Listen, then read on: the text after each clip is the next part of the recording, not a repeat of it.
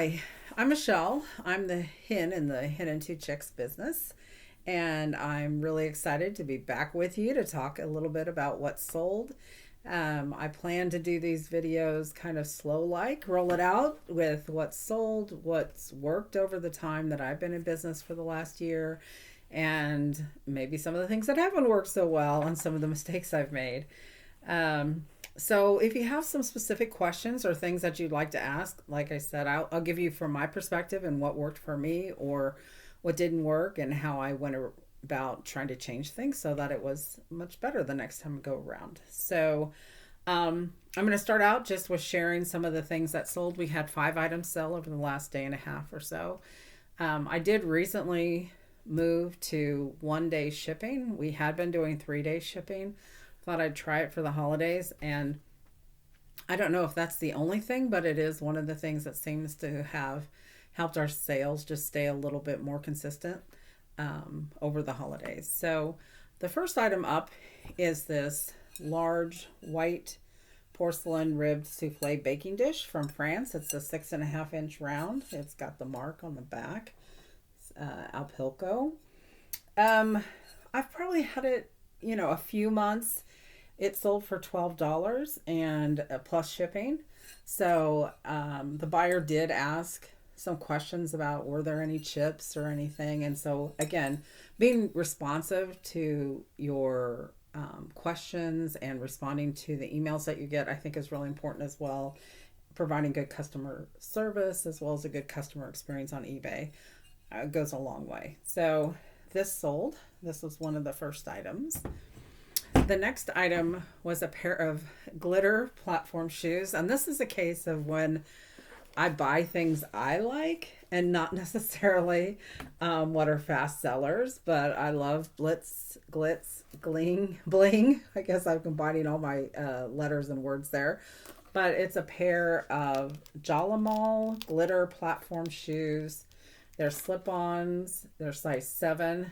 Kind of have a gold silver kind of bling to them, and they were listed for $24.25 and $24.25, and I did take a best offer. And this is an example of something that looks really new, pretty much barely worn.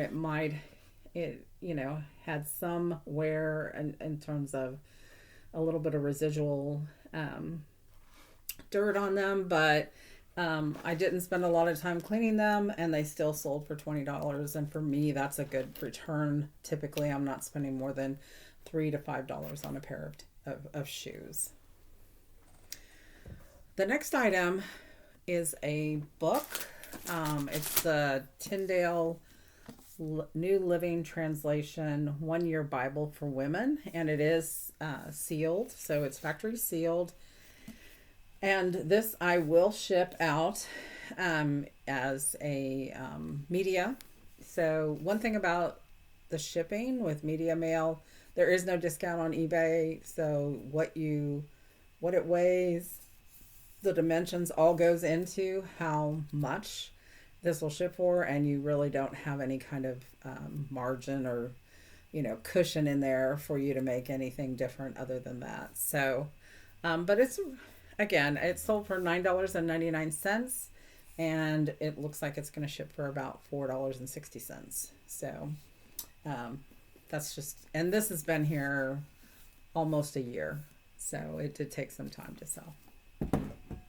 There are people who have a certain feeling about selling Bibles or not selling Bibles. I feel like they're people want them and need them and replace them. So I do sell Bibles as well, along with other books and publications and things like that. So this is a pair of Miss Me jeans, and they're boot cut. They're a dark blue. They have the embellishment on the pockets. So again, the bling. I had a niece who had like all of her jeans from when she was in her teens, 20s. And so I bought them in a lot. I think I bought around 30 pairs of jeans for about $100, and then have since been selling them periodically. So this pair was listed for $27.87, and I took a best offer of $25 on those. And we did go through this whole thing. I'll explain this too. We, especially with that lot and then some other lots that I had purchased a good number of jeans, and they are a bread and butter kind of item for us.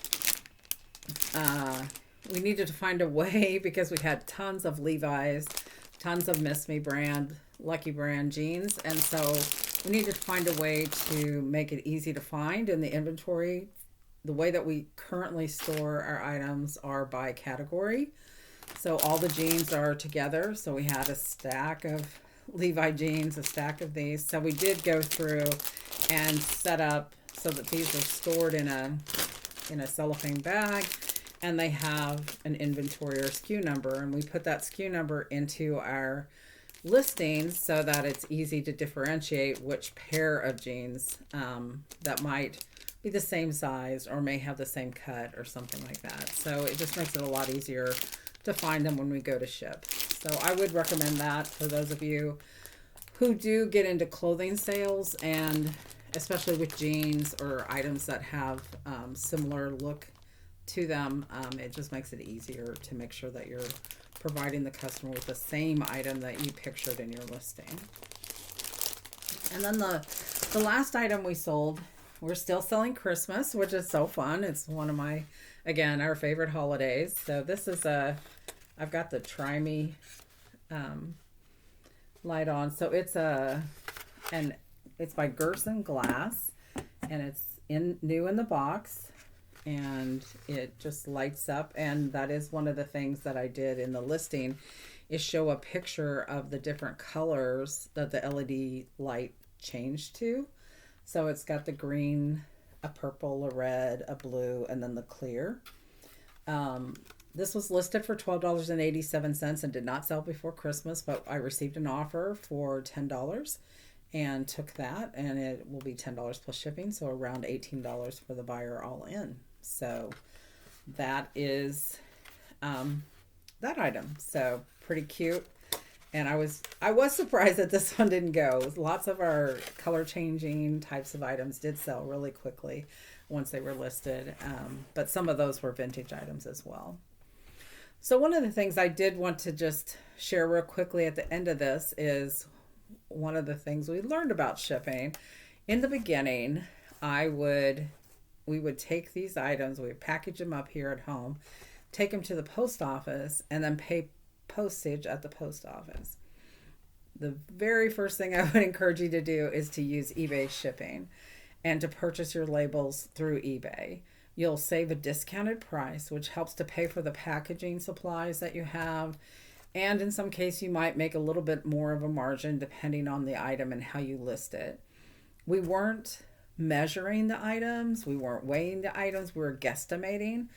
So again, the second thing I would do is, after you make sure that you're using the eBay shipping, is to buy a scale and use your measuring tape.